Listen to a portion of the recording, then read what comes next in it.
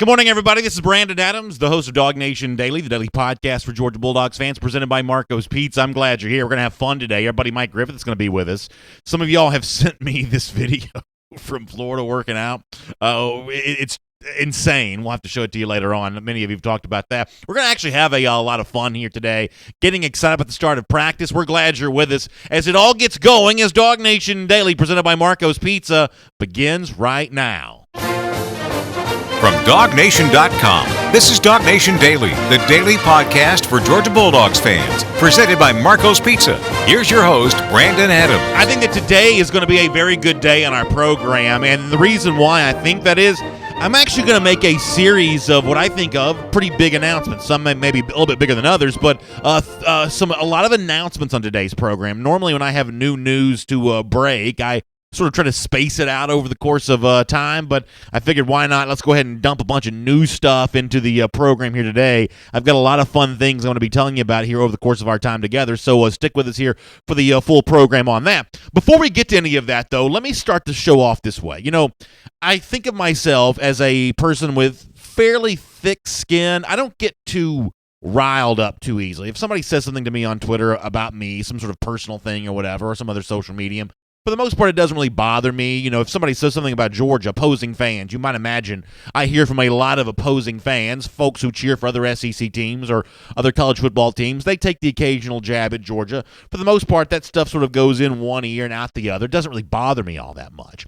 There is, however, one criticism of a Georgia player that does just sort of get all over me. It kind of drives me crazy, and I don't really know why. I don't think I'm taking this personal. I just think that my perspective on this gives me insight that people maybe far removed from the program don't have, and that criticism is this: that somehow Jake Fromm, the Georgia quarterback, the starter last season as a freshman, was the kind of quarterback who was sort of only capable of shining, only capable of looking great on an offense that was all about running the football. That Fromm was a limited quarterback, and he could have limited success in a team that was sort of built around running the football. As long as you don't ask Jake Fromm to do too much, he was going to be fine. You hear this sometimes from opposing fans. You hear this sometimes from media nationally, and I've always just sort of felt like this was just a wrong perspective on Jake Fromm. That for those people who saw Fromm closely, for those people who watched his full freshman season, the one thing that you saw was this was a guy that had great success when he was asked to throw the football. He may not have been asked to throw the football a lot, but when he was asked to throw the football, he certainly came through with shining colors. So given that as my opinion, I feel very validated by what apparently an SEC coach also thinks about the same subject, because Athlon Sports did something that I really love. Y'all know that I like the preseason magazines. Athlon is kind of one of these. And one of the things that the preseason magazines do from time to time is they'll get anonymous quotes from other coaches to say, hey, what do you really think about Georgia? What do you really think about, some other opponent? Stuff like this is just fun. We spent a lot of the offseason talking about some of this kind of stuff, and Athlon Sports on its website recently published some of these anonymous quotes from SEC coaches about Georgia and the other SEC teams, and something that one of the coaches apparently said about Jake Fromm I find to be very interesting, and as I said, sort of a validation that maybe Fromm is better than some opposing fans think that he is, or maybe some opposing or national media think that he is. Let me show you the quote here from Athlon Sports when it comes to Jake Fromm, and I think this is very interesting. Let me read this to you for those of you listening to the radio or the podcast version, but on the screen I'll show it to you and let you see it. This is the anonymous coach. I think Jake Fromm is a baller. I didn't know we were still using that phrase in 2018, but nonetheless, Jake Fromm is a baller, he says. I don't know what it is, and it's in quotation marks here, but he's got it. All year he heard from everyone. They're just running the ball. When they get into a real game, he won't be able to pass. Those are the things that the coach says that Fromm heard in terms of criticism. Then the coach goes on to say, well, to the best of my observation, every time he was asked to do it, he stepped up. Whether it was the SEC championship game or three-quarters of the national championship game, he played very, very well. That is an anonymous SEC coach being quoted by Athlon Sports. And I completely agree with this. We'll get to the notion of, is Fromm a baller and does he have the it factor in a moment. But just in terms of being better than some people thought he was, I think that's just objectively true the closer that you watch these games. The coach there doesn't mention the Rose Bowl, but that's another example of Fromm doing battle with the Heisman Trophy winner and the high-powered offense of the Oklahoma Sooners. And that day, Fromm was asked to make some big throws, and he made a lot of them there in that game. That was another one of those testaments to what Fromm was as a freshman quarterback. But ultimately, the story about Jake Fromm goes far beyond his sort of, quote, baller skills that the coach mentions there.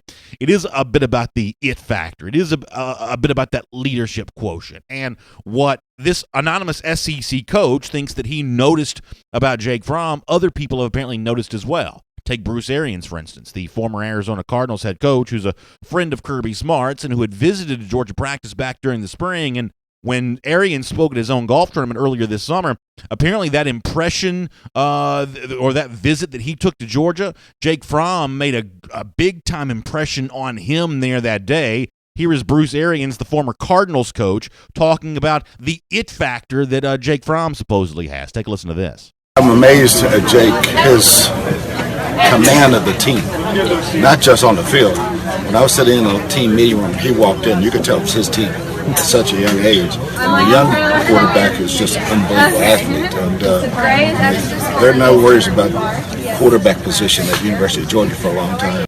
So a nice nod there towards Justin Fields at the end of that quote, but I love what Bruce Arians says. And Arians is a guy that's been around really good quarterbacks in the NFL. He knows a lot of them. As Mike Griffith wrote DawgNation, he literally wrote the book on developing quarterbacks. And one of the things that he knows about Jake Fromm is when you walk in that locker room, you can tell that this is Fromm's team. That leadership ability is a big part of the repertoire that Jake Fromm brings to the table. And listen, I think that Georgia's going to need that here this season. One of the things that Fromm has sort of pushed back on, if you want to go back to when he spoke to the media during the spring, much like things that Kirby Smart has said, some of the other Georgia players have said, they're not worried about losing the national championship game. They're sort of viewing this season as a chance to sort of start over from scratch with a new team, needing new accomplishments, not remembering the success from last year or the disappointing way in which it ended. And obviously, that's the goal, I think, for every college football team who's ever been in this position that Georgia's in. But we also know, to a certain extent, this is easier said than done, right? I mean,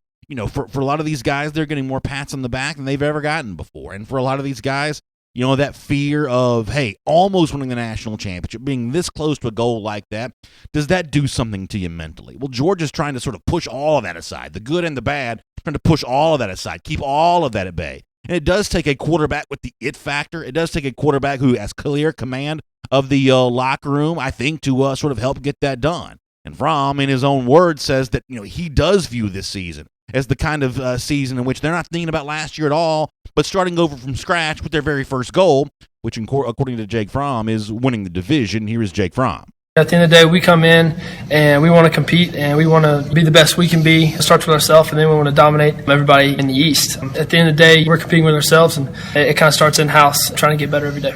I think that's an interesting phrase there. Jake Fromm talks about dominating everybody in the East, and maybe that is what a true leader at quarterback thinks here. Yes, you were in the playoff a year ago. Yes, you won the SEC a year ago, but it all starts over from scratch here this season. It's about dominating the East. And maybe one of the things that will make Georgia better in 2018 is Fromm proving the anonymous SEC coach prophetic here, who says that he truly is a, quote, baller.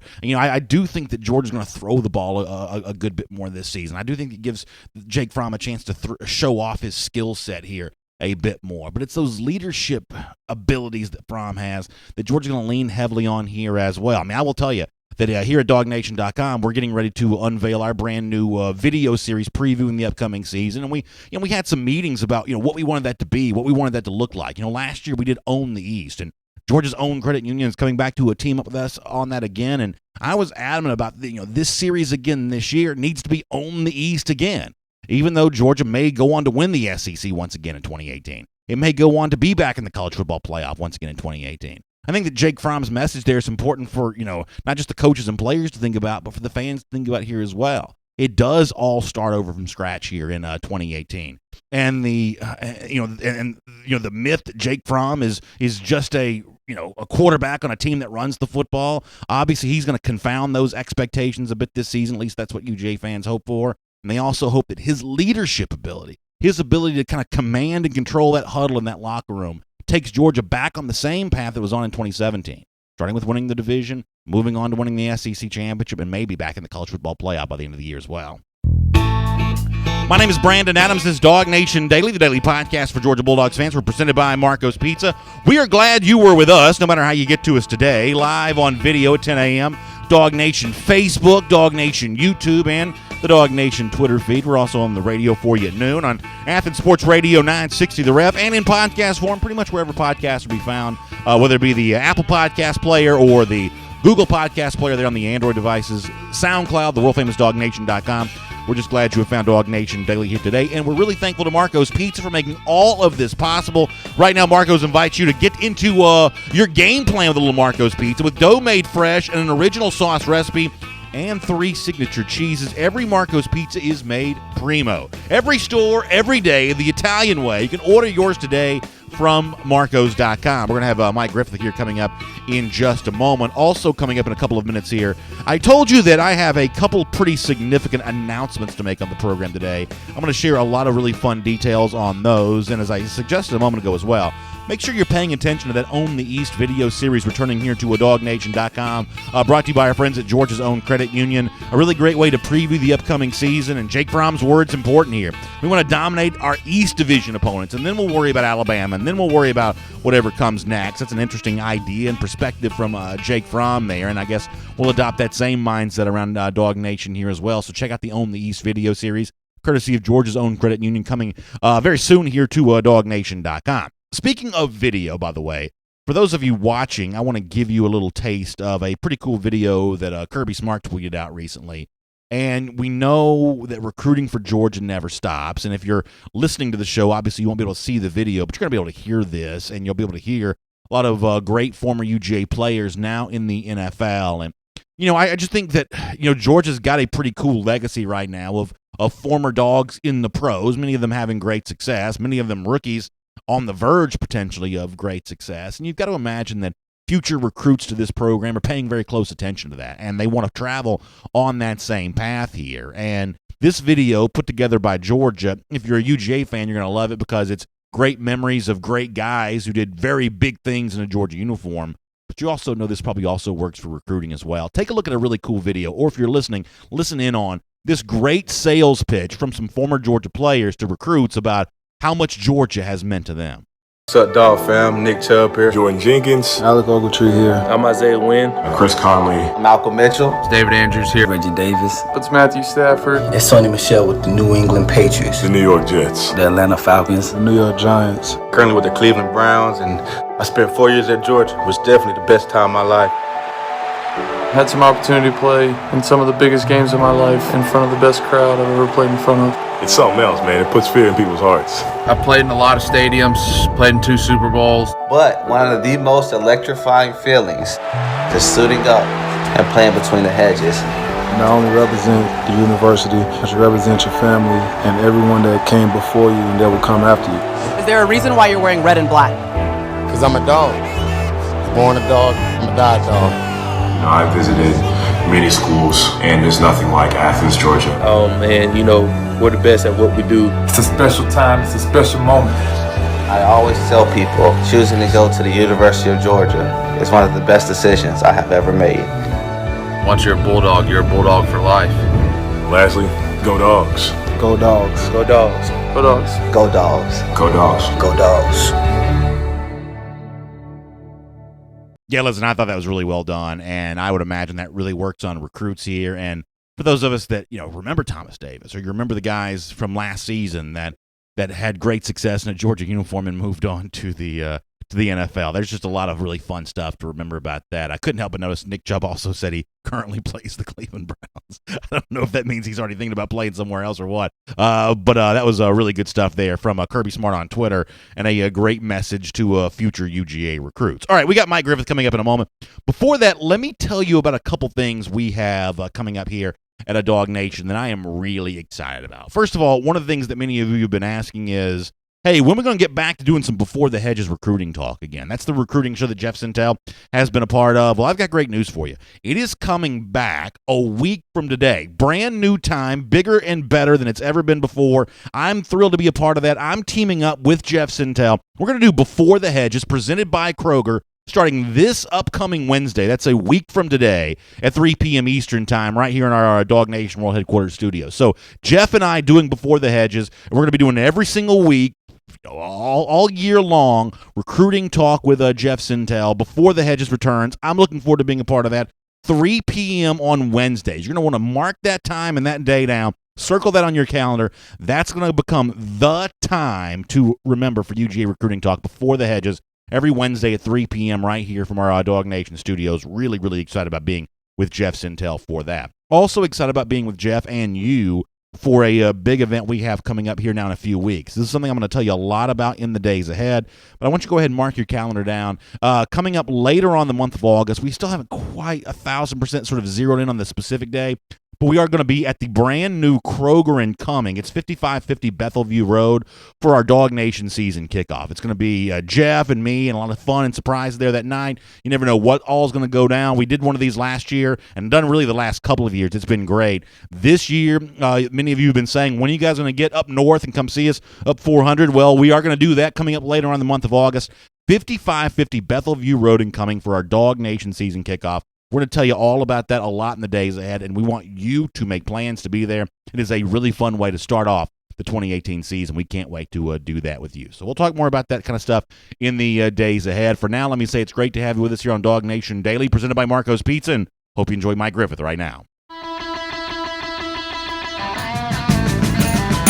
From Athens and across the SEC or wherever the recruiting trail may lead, here's a DawgNation.com insider. So we'll talk to Mike Griffith here, our brand new DawgNation insider, who's doing some great things here on the beat for DawgNation.com, and also getting settled in there in Athens here coming up over the next few days. And Mike, I almost did this as a Dog Day Q&A in our show today to ask folks to sort of weigh in and give you a little advice on, what you should know about living in Athens. Do you feel like you're getting comfortable with the classic city here, kind of figuring some things out in terms of, where you want to eat and kind of where you want to hang out? How's Athens treating you thus far?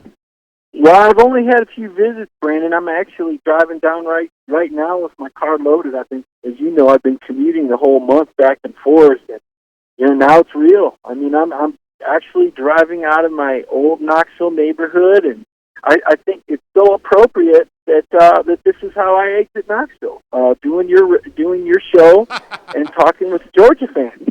Well, I have been told, Mike, that the best view of Knoxville is through the rearview mirror. Can you confirm that?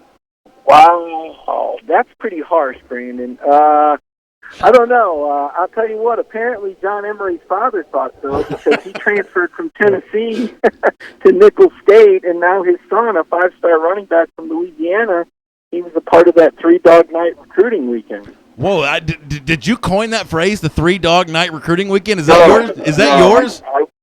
No, that's probably a clever fan. I don't know. Maybe it was the same fan that came up with that Beatles picture of me, you, and Jeff and Chip. There's a lot of clever and fun Georgia fans. So I'm going to guess that came from the Bulldog Nation somewhere. Yeah, that's really good stuff there. One of the things, Mike, I was talking about before you joined us was, what an anonymous coach from told Athlon Sports about Jake Fromm, and really sort of praised him as having the it factor, and saying that, a lot of people who think that Fromm is just the kind of quarterback who succeeds on a run-first team, that maybe they're underrating Fromm a bit. You have seen Fromm. You'll see him a lot more closely and more up close and personal here in 2018, but you've seen a lot of Jake Fromm. Would you agree with that assessment from the anonymous coach, that maybe there's more to Fromm than meets the eye from the people who've only sort of paid attention to him casually?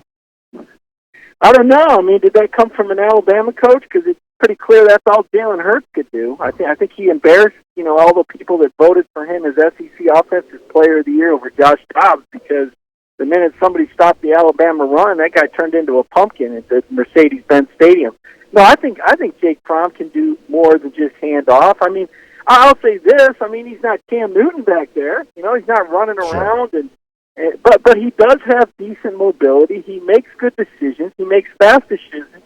And let's remember, he was only a freshman. I mean, the guy's going to get better. So he'll get better, bigger, stronger. I like the way he plays. I think that, Jim Chaney's an outstanding offensive coordinator. We know that. He's proven, tremendous play caller, puts Jake in good situations. And, you know what? We don't really have to find out because they've got such a good offensive line that I think we're going to see a lot more of the same this year from Jake Fromm. Yeah, I think that's a really interesting point, Mike, just to kind of follow up what you're just saying there. When you want to evaluate Fromm here for 2018 or really evaluate anything but the Georgia offense, and sometimes these offensive projections have a way of not quite working out the way you think they're going to. But for Georgia, I think one of the things that maybe the national media has not paid as much attention to because they're not following all of these names quite as closely is that one of the position groups that almost for sure is going to be an upgrade for Georgia from 2017, I believe, is the offensive line. With all due respect to Isaiah Wynn, who's a first-round pick and probably going to do great things with the New England Patriots, this to me just projects to be a better offensive line, which does make the outlook for Fromm a little different, right? Well, yeah, you hope so, and you hope it makes the outlook for the Auburn game a little better because going back and looking at last year's games, I mean, they just got absolutely embarrassed and manhandled by Auburn. And, you know, I can't even could see that based on what I saw, you know, Georgia do early in the season. Remember, I told you in September they were the best team in college football, but, you know, they didn't show up for Auburn and Jordan Hare, and that was an embarrassing performance for Georgia. That offensive line got dominated. And you know what, really? They've got room to step up from the national championship game. You know, the offensive line, it was their job to take over in the second half, and they just didn't get it done. So they need to improve. We know where the bar is set. I mean, as I was saying yesterday, Brandon, when I provide critical analysis, I want people to understand something. I'm not doing it based on a 9 or a 10-win team, okay? This program is at a national championship level now, and that's where the bar is set. 10 wins, I mean, I can't even imagine less than 10 wins. I don't even know what it would take for Georgia to only win 9 games. That's not even in the discussion. We're talking about a team that should and probably will win the SEC championship, and the question is, can they finish the job this year? And that's how they're going to be judged, and that's how they're going to be evaluated. So if you're looking for a beat guy that's going to say, oh, they did a really nice job against Austin Peay, no. I'm going to evaluate this program on national championship standards. I've covered undefeated teams at Auburn, at Tennessee, and 3 top 10 teams at Michigan State. So I know what a championship team looks like, and I thought Georgia looked like that team last year until they melted down in the second half. Disappointing second half against Alabama. We showed some video before you joined us that Kirby Smart had tweeted out of some of his former players and some former UGA greats now in the NFL sort of making a pitch to future recruits about what it was about Georgia they like so much. I'm guessing you're going to join me in saying that stuff like this has a way of really working out pretty well for recruits. I imagine that's a pretty enticing message to say, come to UGA following the footsteps of a Matthew Stafford or a Sony Michel or, guys of that regard. I would imagine that videos like that probably land pretty well with the recruits, wouldn't you guess? Well, I mean, absolutely. I mean, ultimately, many of their goals is to play in the NFL. I mean, if you're coming to Georgia, you're an NFL caliber player. All you got to do is look at the recruiting rankings to see the type of caliber of player that they're getting. Now, here's what needs to happen, though. They've got to keep an underdog mentality. And, you know, thanks to the good people at Alabama and Auburn, that's possible because Alabama fans, it's amazing. I had someone on Twitter come after me and tell me how ridiculous and embarrassing I was to suggest that Georgia was on Alabama's level. Now, wait a minute. Which team won the SEC championship last year? Which team did beat Auburn? And as far as the championship game went, it was tied at the end of regulation. It was an overtime game decided on a fluke play. So I look at the recruiting rankings right now. I see one team with 5-5. Why isn't Georgia on the same level as Alabama? Oh, because the Alabama fans say that Georgia choked. They choke. Every year they know Georgia's going to choke. That's what the Alabama fans say. Now I'm coming down to Georgia to cover this program. I've seen Georgia win some big games. I've seen them lose some big games too. But you know what? It wasn't so long ago that Alabama got ass stomped by Ohio State in the playoffs. So I'm just saying, I think Georgia's on a level with Alabama. I think they should win a national title, Brandon, and if not this year, next year. Yeah, I think that's really interesting, Mike. Really interesting conversation to be had about that subject in the weeks and months to come here.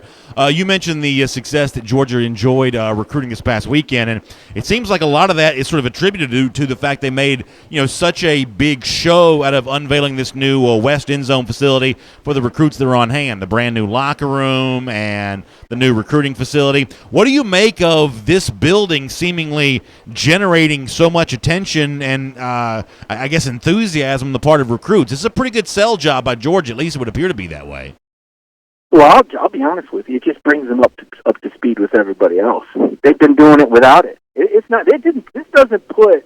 And here's the thing. I understand this. Fan bases go there. Oh man, we got the greatest. No, you don't. I've been to LSU. LSU's got great stuff too. So is Alabama. So is Tennessee. Georgia's behind. You're playing catch up with facilities with the elite of the elite. Now, I don't believe that the ultimate decision for a kid comes down to what the building looks like or what the locker room looks like, but it absolutely plays a role. It's a part of the decision. And now Georgia's finally catching up to where Alabama and Tennessee have been. Tennessee had better locker room facilities than Georgia. I mean, it wasn't even close. Tennessee's had a recruiting room for years. Tennessee was on the front end of the academic support center. Tennessee was on the front end of all these facilities in the 1990s. But you know what happened? Everybody else caught up. And now Georgia's caught up. Now Georgia's got a locker room that's on par with Alabama, LSU, Tennessee. Michigan State had a better locker room than Georgia. So, yeah, go ahead, pat yourself on the back and say it looks good. But I'm going to tell you, as somebody who's been around, it's about darn time Georgia gets these kind of facilities. Yeah, I think a lot of Georgia fans might agree with that. You mentioned a moment ago that Georgia's been having some recruiting success, even without having this brand new sterling facility. You know, you've watched Kirby Smart, what he's done here at Georgia over the what really is going to be his fourth recruiting cycle, to be just his third year in the field, but he's working on his fourth recruiting cycle. I mean, what do you attribute that to? Three commits over the course of the weekend, knocking on the door again of being in the top three again for 2019, which would be Georgia's third straight year of putting that together, kind of an unprecedented run for this program. Why is Kirby Smart having more success recruiting than maybe previous Georgia coaches have had? And even if you want to compare him to some of the other coaches nationally, the first 3 or 4 recruiting cycles are going to put him on par with really anybody. How has Kirby made recruiting look as easy as he has, if you had to sort of describe it to someone who hasn't been paying close attention? Well, it's a number of things. Number one, Georgia's a great school. Just look at the academic ratings of Georgia compared to Alabama. I mean, it's a mismatch. I mean, don't get mad at me. Look at Consumer Reports or U.S. News.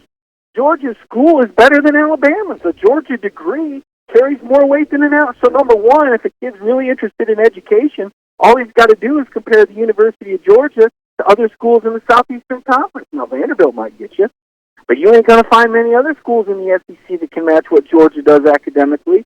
And if you're a Georgia graduate, you should feel darn good about that. I know I look at it. I've got a son in college right now. He's got a decision to make where he's going to transfer in a year. I said, hey, you need to take a look at Georgia. I don't know where he'll end up. He'll end up Michigan State, might be Tennessee, Alabama. I don't know. It's up to him. But I took a look at Georgia's academics. That's one of the first things I did. I was blown away. So, number one, they've got a great academic institution to sell. Number two, I look at Kirby as a young Mark D'Antonio. And let me tell you what I mean by that. Now, Mark D'Antonio worked for Nick Saban and as a DB coach, and also played college football as a DB, just like Kirby did. Mark played down at South Carolina. But what Mark did is Mark also coached under Jim Tressel, and he learned how to treat people. He learned how to treat a staff. He learned how to retain a staff. I think Kirby's got those people skills. He's got the Saban plan. But unlike Saban, I think he's going to be able to retain coaches for a long time. Why did Mel Tucker want to leave Nick Saban and come work for Kirby Smart? Ask yourself that. Yeah. I mean, you got just as much talent as Alabama. The money's just as good. So why go work with Kirby? I'll tell you why, because he's better to work for. So I think he's got those people. And then the icing on the cake, which is every fan's dream, is that Kirby played at Georgia. He is a Georgia Bulldog. Michigan's got that with Jim Harbaugh, but the poor guy can't finish higher than third in the division. But Kirby is a guy who's come home and won the SEC in his second season. It's amazing. His story, Kirby Smart is on his way to the College Football Hall of Fame after only 2 years as a head coach, Brandon. He'd have to really step in it and mess it up bad, and I don't see him doing that. So he's got a good product to sell academically. They're catching up with the facilities. He's a Georgia Bulldog through and through, a guy that can tell the kids he walked on the same practice fields and ran the same sprints in the same buildings. And then he's got a great staff that, because of his management skills, he's able to retain. Now, he's going to lose some guys because people are going to want to hire and people will be promoted up. But I would be very surprised if you saw any of these Georgia guys on Kirby's staff take a lateral move, unlike Saban's staff. So you mentioned that you're driving down. You're going to make your home in Athens. You're going to begin your official coverage of DawgNation at the end of this week when Georgia gets on the practice field to start at summer camp. What are you most curious about seeing when you look ahead to what's going to unfold on Friday, the open practice for the fans to see on Saturday? What are you personally curious about? What are you looking forward to writing about and covering? Well, I got a little taste of it at SEC Media Days talking to J.R. Reed and Terry Godwin and Jonathan Ledbetter. I like the chip on the shoulder. I want to see if that's a collective move. And I want to find the catalyst. I want to find the straw that stirs the drink. I want to know if they have one. If they don't have one, they're not going to win a title. And we know who it was last year, okay? But the middle linebacker's moved on. He's with the Bears now. Davis is gone. You've got to find a catalyst. Who's the catalyst? Who's the guy that everybody talks to? Who's the guy that gravitates to? Who's the guy that pushes them when things get rough and doesn't let anybody take a day off? Who's the guy when it's 11 o'clock in Broad Street that says, you know what, let's go this way instead of that way? Because trouble's that way. We need to get back. We got a champion. We can't afford to be out too late. We can't afford to have anybody doing the wrong. Who's that guy? I want to try and find that guy. And if you can't just ask him, are you the catalyst? Are you the leader? You just see it. You sense it. I think Kirby Smart wants to see that too, Brandon. And covering the Georgia Bulldogs day in and day out, I'll get a better sense of that. You know, I hope Kirby can get to the point where he feels secure enough to let his coordinators and his assistant coaches talk. Great coach. I don't know why Saban doesn't. He's a bit of a control freak. You'll notice Al Lethal. I think really good. The other coaches that I've covered, great coaches, they let their coaches talk. You know why? Because they all speak the same language. The message is consistent. I think Georgia's getting very close to that point where Kirby should feel like the message is consistent, and then we can all get a better read on the team, on the players. And I understand the coaches don't want to tell you everything, and I'm not looking for that. But I want to get a good read on this team. I want to find out, you know, if they've got that catalyst, do they have that leadership, and is that chip on the shoulder universal, or is it just a few guys that were coached up to say the right things at media day in Atlanta? Yeah, fascinating stuff, Mike. We appreciate your perspective. Thanks for being here with us today on DawgNation Daily, presented by Marco's Pizza, and we'll look forward to speaking to you very soon once practice gets going here this weekend. You bet, Brandon. Thank you. Let's take a look around the rest of the league. This is SEC Through. Yeah, fascinating stuff there from Mike Griffith there, who's driving down to move to Athens here today. He's been in Athens a lot, but he's about to move into the Classic City here. Maybe hit him up on Twitter he find Mike Griffith on Twitter, hit him up there, and let him know what he should do in terms of making his home there in the Classic City. I'm sure he'd be very grateful for some of those suggestions. Restaurants, kind of everything else in between. Just advice about living here in Athens. I'm sure that'll be a nice thing for Mike. Let me transition here to our SEC Through, and let me start with a little news on the Tennessee Volunteers. They get a good news for their 2019 class. A commit here from Savion Williams, the nation's #1 junior college defensive lineman, who made this official on Twitter. Here was the tweet from Savion Williams, who says, "This isn't a 4-year decision. This is a life decision. Committed." He gives the hashtag GBO, and then using the Notes app and the picks like so many people other than him have, goes on to explain his decision to commit to Tennessee. Many of you are aware that Williams also recently visited Georgia. Some interesting quotes from him kind of coming off that Georgia visit, where he told DawgNation that, you know, that the Georgia heat kind of got to him a little bit, and the workout they had there with UGA seemed to suggest that the UGA workout didn't go quite as well as he would have wanted it to, although he did say ultimately he thought it was okay, but he wasn't thrilled with his performance there at Georgia. Said that Georgia was not putting a lot of pressure on him to commit at the time, so I guess you can read into that what you will as Savion Williams commits to Tennessee here, nation's #1 junior college. Tennessee needs a lot of help, so it needs everything it can get here, and I guess Williams is kind of in that mold, in that mix. It is a little surprising to me that thus far in the Jeremy Pruitt era, he hasn't talked as much about lines of scrimmage as I would have expected him to. Obviously, he's cut from that Nick Saban, Kirby Smart mold. We know how important it is, but when he spoke about things at spring practice, he was using some other sort of buzz phrases from time to time. Up-tempo offense, exciting, athleticism. It seems like that was a lot of the language that kind of came from him during spring practice, but this is obviously some line of scrimmage help for Tennessee. Speaking of that, also on the field for 2018, Tennessee also gets some good news. Chris Lowe put this out on Twitter. I'll show this to you. Lowe, a very good reporter from ESPN, take a look at this, who says that Trey Smith has been cleared to play in 2018 after undergoing treatment for blood clots in his lungs. That's the sort of official story there for what Smith dealt with. For a long time, it was sort of an unspecified medical issue. I'm not a Tennessee fan, but I will admit I'm a Trey Smith fan. Had a chance to meet Smith a couple of years ago when he was in Atlanta for a end-of-season awards banquet from the Touchdown Club of Atlanta. Smith is not only a very good football player. We saw that last year on the field. He's also a pretty sharp dude here. So I'm really happy for Smith to be healthy and back playing football again. I think he's just a really good player. And for Tennessee, sort of even the most meager definition of success for 2018, I think includes getting a lot from Trey Smith. And now medically, that's been sort of given the okay to actually happen here. If Tennessee has even the slightest bit of happy ending for the 2018 season, Trey Smith almost certainly has to be a part of that, and I guess now he will get a chance to do so. Let me talk now about another SEC East rival for the Georgia Bulldogs, and that's what I think is the biggest rival of all, the Florida Gators.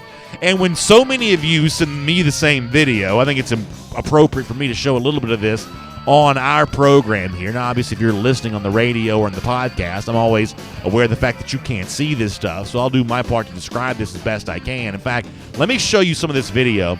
That's a Savage, the new strength and conditioning coach there at Florida, doing a little workout, and then it sort of transitions into the best I can describe. This is a costume party. You see Florida players dressed up in all this, various garb here. There's cartoon characters. I honestly don't know what any of this is supposed to be, nor do I have any idea what this has to do with working out and getting stronger. If you're listening to the program, you should find this on Florida's official Twitter account. They kind of put all this out here. The other day on Twitter, I said that I thought that Florida was becoming a clown show. I mean, they're actually dressed up like clowns now. I mean, this is one of the most unusual, not SEC things I could have ever seen here. I really don't know what's happened to Florida. It really seems like an example of how the mighty have fallen here. Kind of an ugly situation there. But listen, I guess they're doing what they can to sort of change the narrative in Florida. I'm just not sure they're changing it for the better.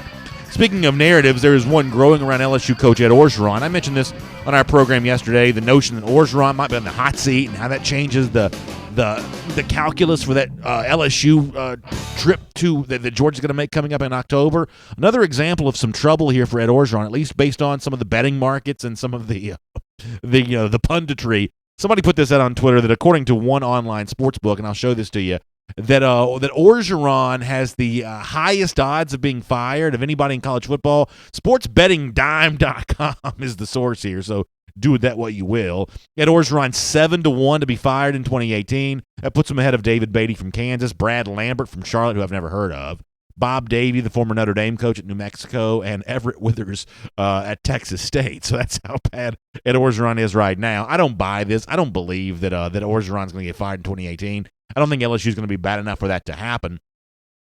But it just goes to show you that when Georgia goes to LSU in October, it could be very well dealing with a coach whose back is against the wall. And does that make the Tigers fight harder there that day? I guess we'll have to find that out when it gets there.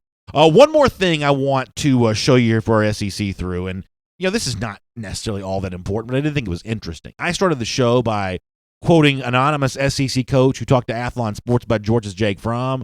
Well, in the category describing Auburn, one anonymous coach gave a guy some credit for Auburn's recent defensive success that I didn't expect to see. The former defensive coordinator Will Muschamp, who was at Auburn for a year. The defense, statistically speaking, did not perform well in his year on the job there. He leaves then, goes to become a South Carolina head coach, but apparently some recruiting mindsets got changed while Muschamp was at Auburn. Let me show you this quote, and I'll read it to you here as well. This is from Athlon Sports. The anonymous SEC coach about Auburn says, Will Muschamp was there for 1 year as defensive coordinator, but he made such an impact on the way Auburn recruited. He pushed the idea of building from the inside out, from the lines to the skill player. That's where Auburn is right now. That's an anonymous SEC coach talking to Athlon Sports. And, I will admit that it is one of those things that has improved here over the course of Gus Malzahn's time of being head coach. they do seem a little bit more line of scrimmage focused than they used to be. Better probably the second half of the year offensive line than defensive line, but certainly that was an important part of the repertoire for Auburn. Georgia fans dealt with that themselves in November there at Jordan-Hare Stadium. And, I mean, I think that Auburn's got among the best defensive lines, not just in the SEC, but the entire country. Kind of interesting that the Will Muschamp recruiting philosophy is, at least according to one coach, what gets some of the credit for that change there at Auburn. I thought that was kind of interesting for Mathlon Sports and maybe kind of a nice way to close out our SEC through. All right, here on DawgNation Daily, presented by Marco's Pizza, let me dive back into our Georgia conversation here, and we'll do it the way we kind of have been doing here for the course of our offseason with our Dog Day Q&A.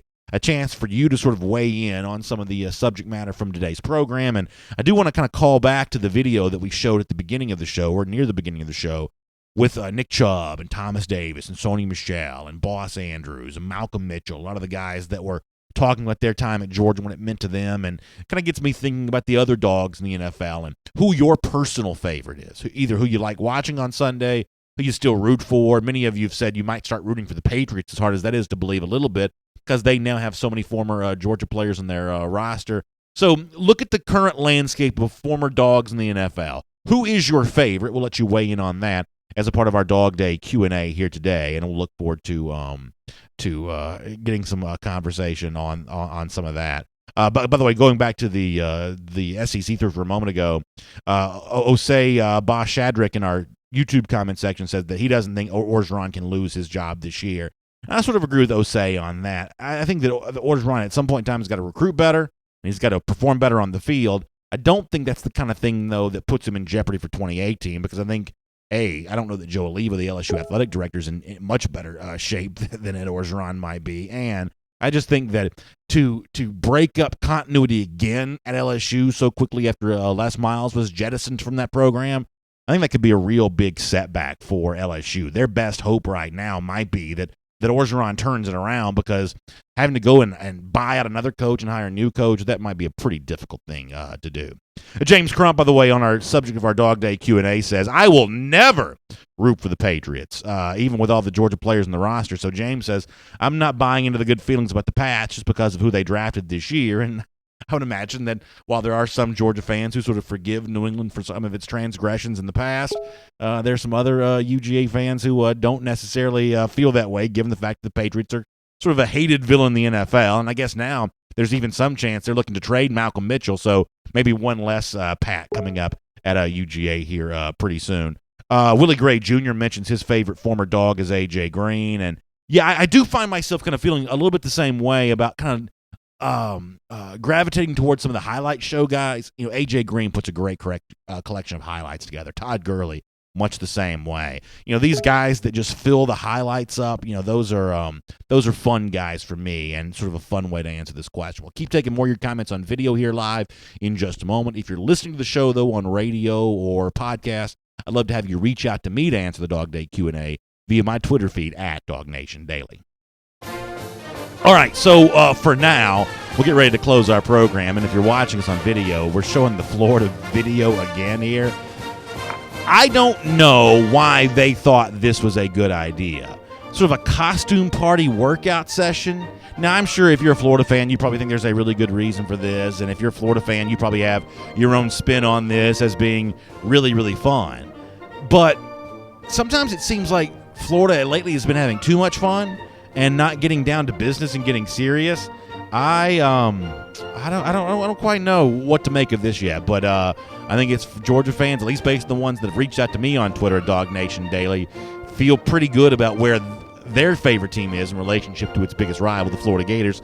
And speaking of the Gators, 87 days from right now, Georgia goes back to Jacksonville for the world's largest outdoor cocktail party. We think they knock off the Gators again. It's our Gatorator Countdown. We do it every day, and we'll see you again tomorrow.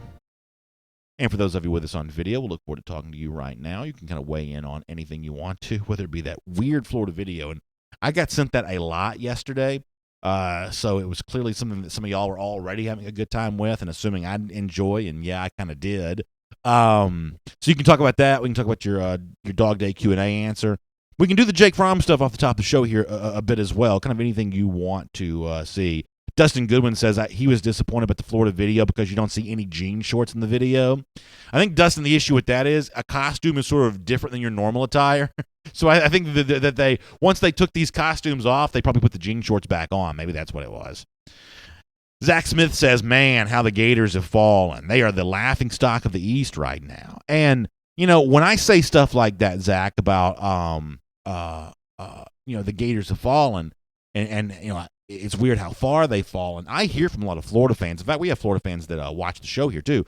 I hear from a lot of Florida fans who want to kind of remind me of what Florida used to be. And what I always say back in response to that is that you're kind of making my point for me. I mean, for those of you who've been with us for a long time, we started the Gator Hater Countdown after Florida beat Georgia in 2016. So we would have started this thing in November of 2016. And if you go back and listen to some of those shows from November of 2016, one of the things that I talked a lot about then was the respect that I had for Florida and the fact that I viewed Florida as a measuring stick for Georgia. And then I said that over the course of decades, if you were beating Florida consistently, it was going to mean good things for your program.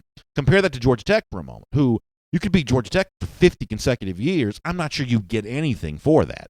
But historically, if you beat Florida on a regular basis, you're a Florida State level program. You're an Alabama level program. Those are the kinds of programs that have put up consistent wins over Florida over the long haul, and that's a place that Georgia aspired to be. Now, when I started doing this, I would have had no idea of how much fortunes would change here over the course of just a couple of seasons. And yes, the Florida fan's going to step up and say, hold on now, UGA is only toting one win against Florida here. And for the moment, that's certainly true, that Georgia's got to kind of go back and do all this again here in 2018. But, I mean, if fans were to be honest with themselves, if you had the choice of being the program whose players were dressing up like Halloween characters for a workout video, or the kind of stuff that you see coming out of Georgia, I don't think there's any doubt or any denying that whose program looks just more polished and professional right now. Joel Kelly says, I wish I could post parody photos in the comments. Yeah, it's pretty wild. James Crump says, I can't respect this. Yeah, it's a really strange thing. It is a really, really strange thing. Scott McFadden says, going back to our Dog Day Q&A question, even though I can't root for the Patriots, I always cheer when a dog makes a play. Yeah, I kind of do as well. One of my favorite things to do, and some of y'all know that I'm not the world's biggest NFL fan.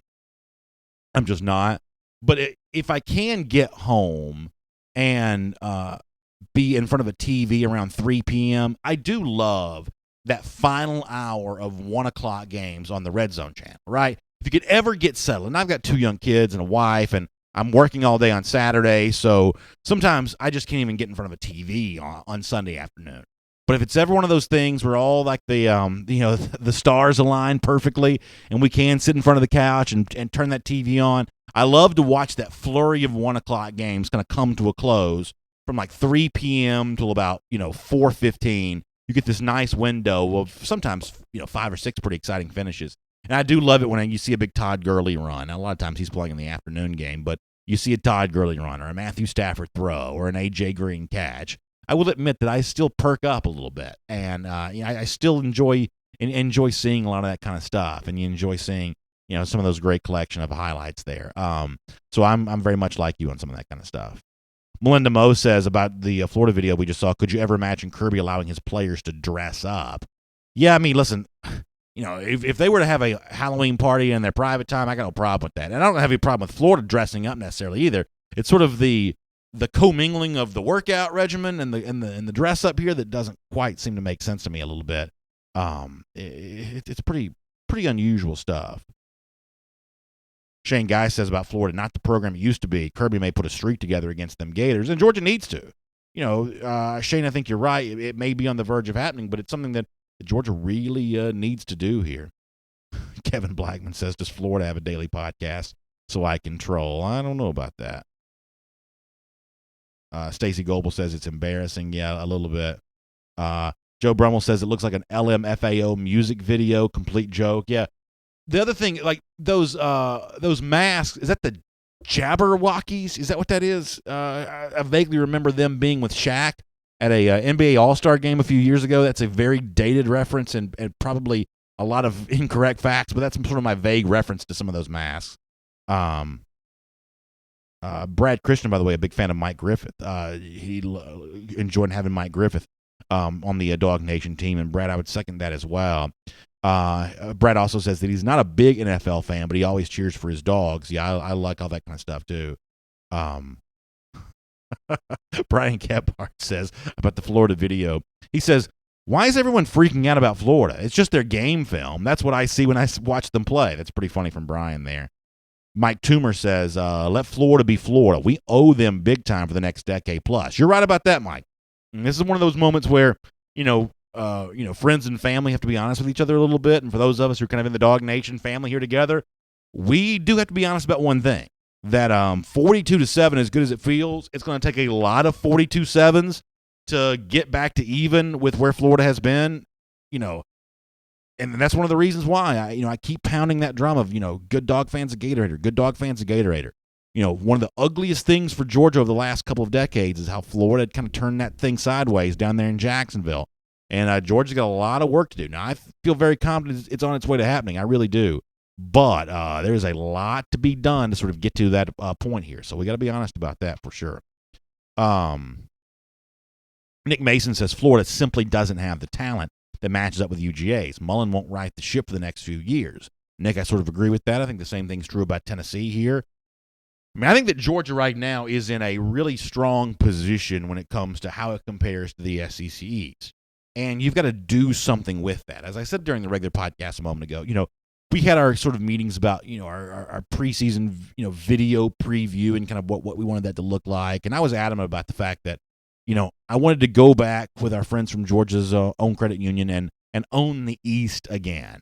And obviously, Georgia accomplished more than that a year ago. They may and likely will accomplish more than that here in 2018. But I do think it's important to sort of start with that baseline once again, that you've got to dominate your division opponents to be eligible to get the rematch with Alabama, to be back in the college football playoff. You've got to do all that first in order to get to that point. And to go back to the commenter here,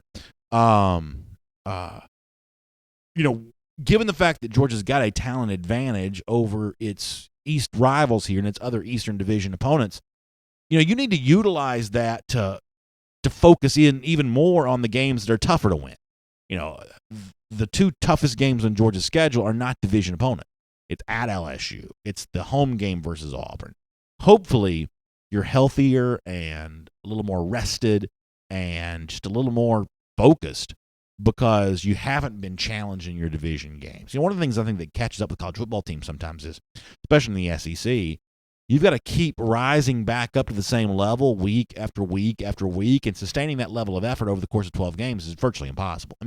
Even for really good teams, almost every really good team has at least one bad game during a season.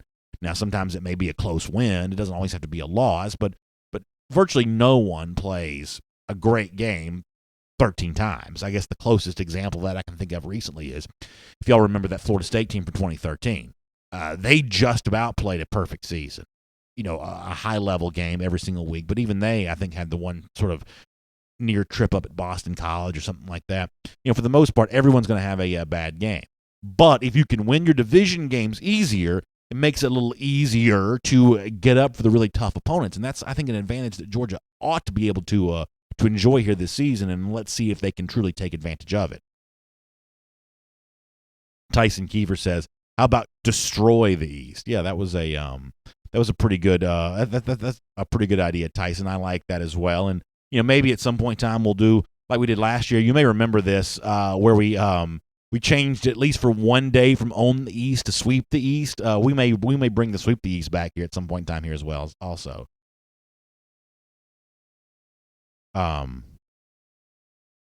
Michael Ward says Kentucky could be a challenging game for the Dog. Yeah, Michael, I don't know what to make of Kentucky here. I know for a while they were recruiting a bunch of good offensive linemen from down in Ohio. They added like a lot of 4-star offensive linemen, believe it or not. Benny Snells, I think, is a good running back, but I don't know much about their quarterback situation, and I don't know. I don't know yet what to make about Kentucky, other than the fact that they wear a different uniform seemingly for every game.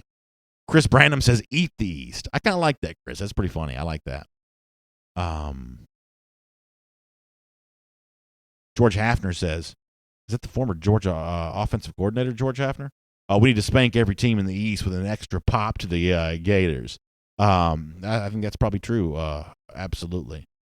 Armand Rashad says, if we get past South Carolina, then we've got an extra home game in Atlanta. Yeah, boy, I'm already thinking about that, some of that kind of stuff. See, what y'all got to realize is like this time of year, we have to do a lot of long-range planning here at DawgNation World Headquarters. So a lot of times when I'm not doing the show, I am in a room and we're sort of talking about, okay, what are we going to do for this game and what are we going to do for that game and, some of those kinds of things. And so I end up thinking about a lot of these games because we're sort of planning for some of the stuff that we're going to do during the season. And I'm sitting there in the meeting. Now, it's hard for me to pay attention anyway. But I'm sitting there in the meeting, and all I'm thinking about is, SEC championship coming up in December. What's that going to be like? And so, listen, I am as excited as anybody is for the start of the upcoming season. It's going to be really, really fun.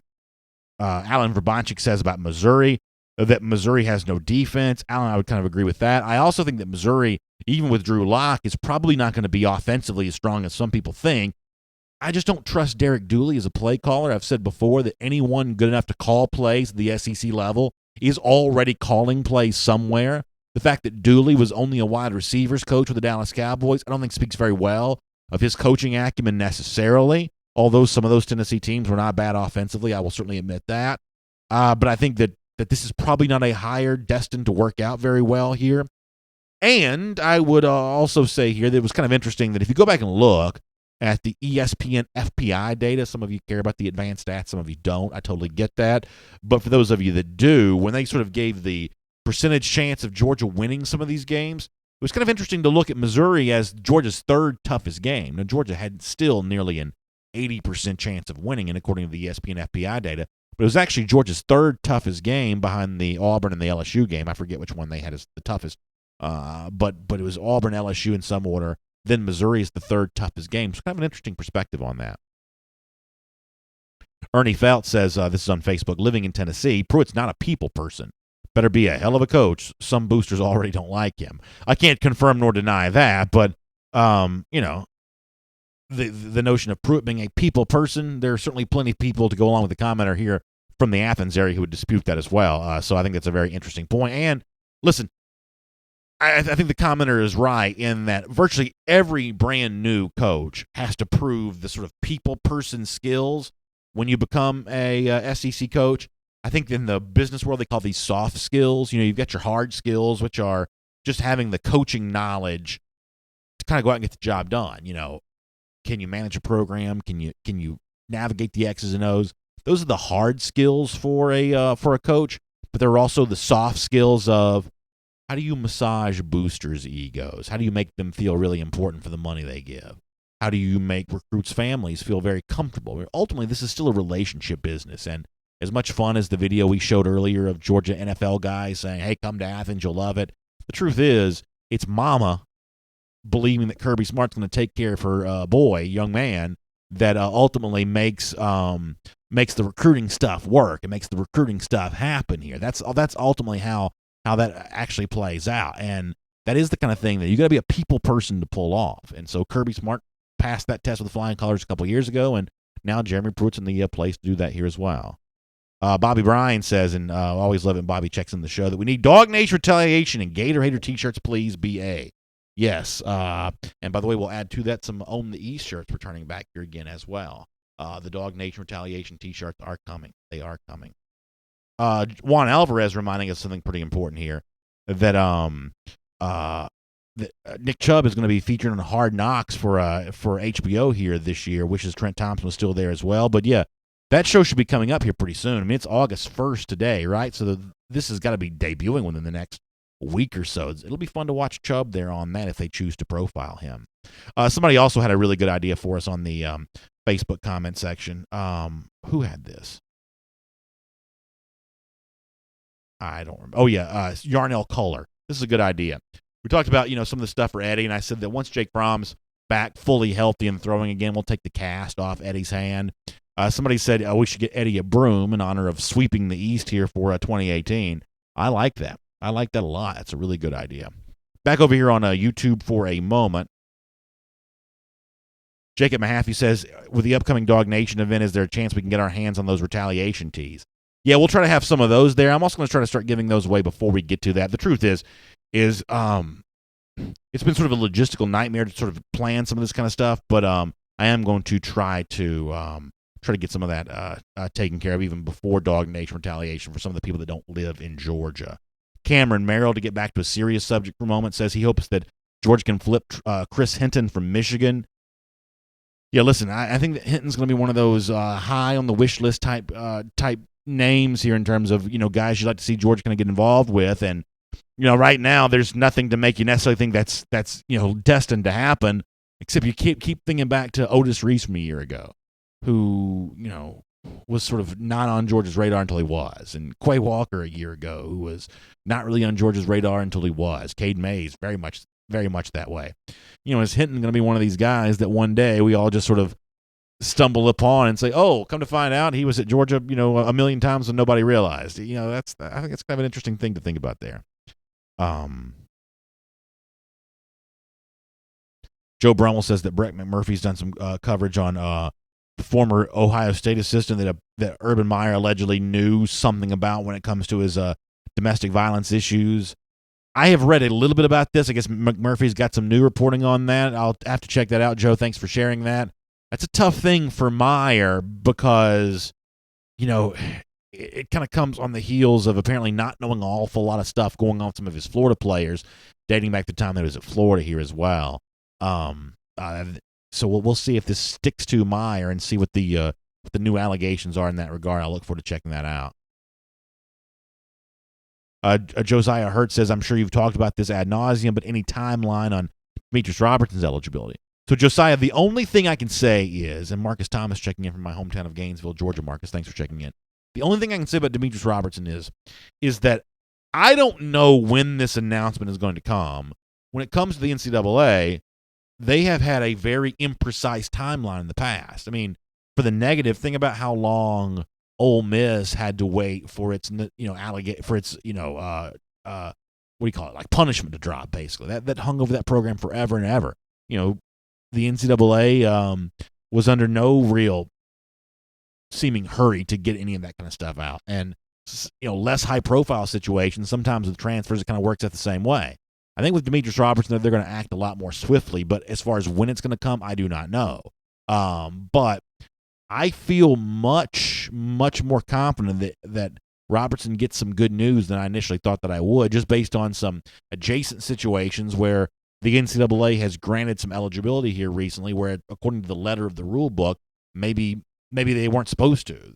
As I said yesterday, there is a list of NCAA rules governing transfers, but there is no rule that says the NCAA must follow its rules. And in this case, the will to uphold some of these rules seems to have gone away. We're in an era of sort of unprecedented leniency for players getting a chance to do what they want to do, and I think that Robertson's likely going to benefit from that. But as far as when it becomes official, I am not so sure. But as Chip Towers has reported for DawgNation.com, Robertson will be practicing one way or another starting this weekend, so that's going to be kind of a fun thing to watch. And don't forget, Saturday's practice there in Athens is open. All right, I have got to get ready to go here. We appreciate all of you being here with us here today. Really good comments. I can't wait to watch some of these. Many of you are talking about more recruits in the comment section here. I can't wait to watch some of this stuff and how it kind of unfolds. Heading into the start of the upcoming season for a lot of these guys, and many of them getting ready to start their senior year of school here. That's one of those lines in the sand where a lot of guys want to take care of some business before we get to that. It's going to be fun. It's going to be fun to watch all that. I'm looking forward to being in Athens this weekend for the practice, and looking forward to being back here with you tomorrow at 10 a.m. For DawgNation Daily Live presented by Marco's Pizza. Also, don't forget, a week from today, it's the return of Before the Hedges, me teaming up with Jeff Sintel, Wednesdays at 3 p.m., brand new time, but same great recruiting information from Jeff. Is going to be a lot of fun. We'll look forward to seeing you then. And as you can see right there, the best dang UJ recruiting show. Thank you very much for that compliment. We appreciate that. Kind of a funny graphic there on the screen. But I'm looking forward to being a part of it on Wednesday with you, 3 p.m., courtesy of our friends at Kroger. And, of course, we'll see you tomorrow right here, courtesy of our friends at Marco's Pizza for DawgNation Daily Live. You'll have a great day.